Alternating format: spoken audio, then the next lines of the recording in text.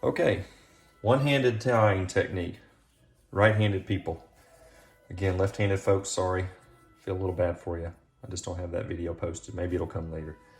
Anyway, if you're looking at this, you don't have any idea what this is, then there's another video for that. I'll put the link available if you'd like to see this do-it-yourself setup for home tie board. Anyway, this is what we're going to tie to. There's a little space down here for me to get behind. Again, my shoelace with a little bit of blue tape to indicate my needle. Okay, I want to pass this through the tissue, in other words, around the rubber bands. Now I've got my needle. Now, with the one-handed, quite frankly, it doesn't matter how you hold the needle side of the suture. You grip it however you want to grip it, whatever's most convenient for you. But remember, you do want to kind of maintain some control over this needle so it's not, flipping all over the place as you're doing these one-handed ties, okay? So just kind of keep that stuff in mind as you're going through it. Now, it is kind of important where you hold it on the left hand, or excuse me, on the right hand, because that's the one that's going to be doing all of the work, thus the one-handed tie. Okay, so in the two-handed, we did this kind of pistol grip kind of formation here. But for this one, what we're going to do is we're going to grip it between the index finger and the thumb, like this, okay? And what I want to do is when I am ready to pass my first throw, I essentially let go of the rest of this with 4, 5, 4, and 3, and they're kind of dangling out here in space. So in other words, I'm mainly controlling it with my thumb and my index finger. All right, I heard someone say this is the karate chop, which I kind of like that term because it's chopping the suture, so I'm going to continue to use it.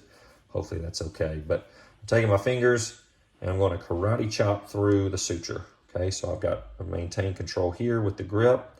Now I've got this karate chopping through. And what I want to do with this other end is I want to take it and I want to stick it right over here, wrapping it around the fingers. Okay, so again, I don't want to come from the same side because that doesn't make a very good loop. What I need to do is I need to come around the 3 fingers. And as you can see here, it's got a nice loop around the fingers. All right, now what I'm going to do is I'm going to take my middle finger and I'm going to roll it over and I want to grab this bridge that I created right here. So let's do it again. Gripping it here like this, okay? I want to come in. I'm going to karate chop through.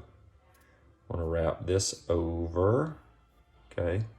And I'm taking the middle finger and I'm pinching this one and then I'm coming, you see my fingernail there is behind this one. That's the little bridge that I created, okay? And then I'm bringing this through and I'm basically wedging it between 3 and 4. So I'm gripping it. This is coming together like a pair of chopsticks. I'm pinching it together, okay? Once I have control of it here, I can then let go of my thumb and index finger here. So I'm gonna let go. See, I still have control of it here.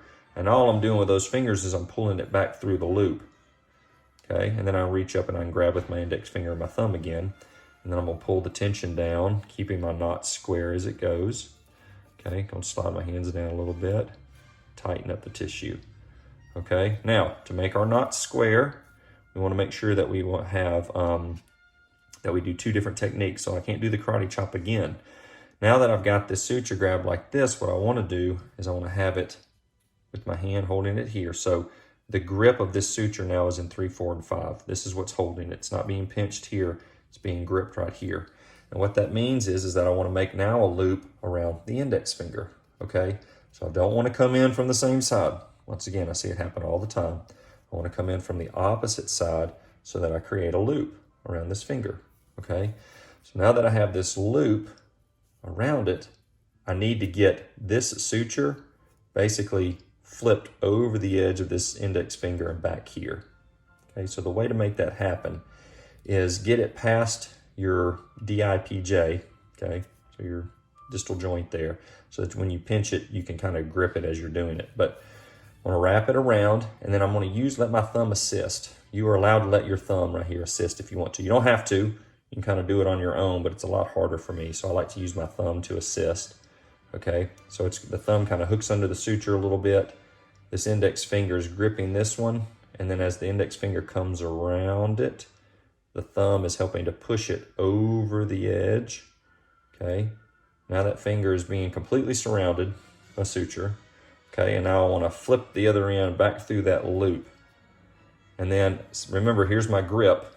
Okay, so as I come through and I push this over the edge, okay, now my grip, I can let go with my grips here and let go and let that pull through the loop there, okay?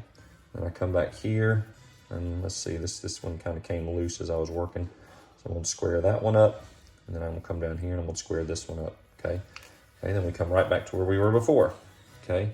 So here I am again, holding it like this, karate chop around, middle finger goes up and over, pinching it, chopsticks right there, letting go with thumb and index finger, pulling this through the loop, okay?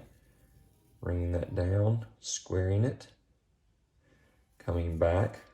Same grip, essentially, as the karate chop. See, that's the karate chop grip, except for I'm not pinching it here. I'm now letting go of here and holding it with these three. Okay, so that finger's now able to work. Goes around the finger. Thumb then takes the suture, pushes it over the end of the index finger.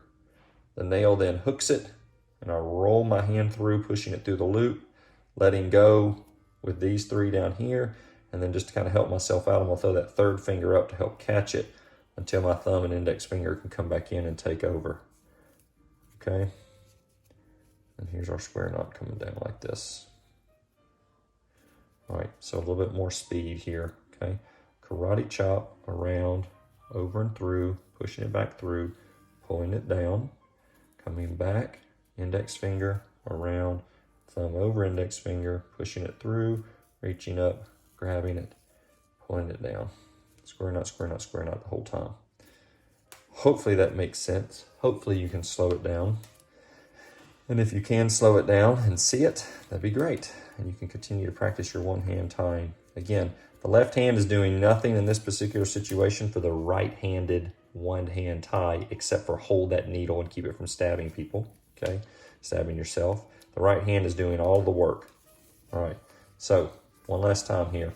Left is holding needle, right's here. Here's my grip. Let's just slide down and see a little better. Here's my grip. Pinching it here for the first one, okay? Coming through, fingers and karate chopping through, wrapping it around. Middle finger goes, curls this one in, goes behind it. You can see it's behind with the nail. Then 3 and 4 chopsticks, let go with 1 and 2. Pushing it through and then grabbing again with your index finger and your thumb. Tightening it down, okay? Coming back. Now I'm gripping here, holding it out in space here, creating a little bridge, okay? Then suture comes around the finger. Thumb helps the bridge to go over the index. Nail then flips it back out again, pulls it through, tightening it down. Okay, we're back to karate chop. Through, finger, here, thumb, finger, pushing it through. And then you do it over and over and over and over and over again till you come all the way to the top, and then you cut it off at the knot. Hope that helps. Good luck in your practice.